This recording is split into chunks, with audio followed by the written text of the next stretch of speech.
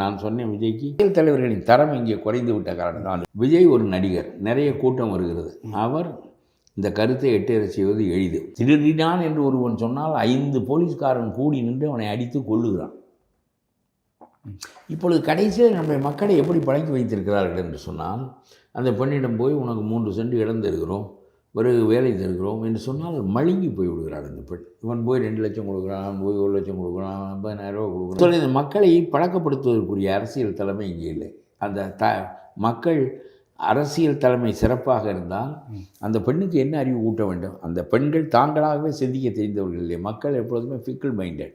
அவர்களுக்கு தங்களுடைய பிரச்சனைகளை பற்றி மட்டும்தான் தெரியுமே தவிர அரசியல் தலைவர்கள் தான் வழி நடத்துகிறார்கள். பொதுவாக அரசியல் தலைவர்களின் தரம் இங்கே குறைந்து விட்ட காரணம் தான். அந்த பெண் என்ன சொல்லணும், நேற்று வரையிலும் கூழ் தான் குடித்து கொண்டிருந்தேன், 55 ஆண்டுகளாக கூழ் தான் குடிக்கிறேன், இன்னொரு 10 ஆண்டுகள் நான் கூழ் குடிப்பேன்.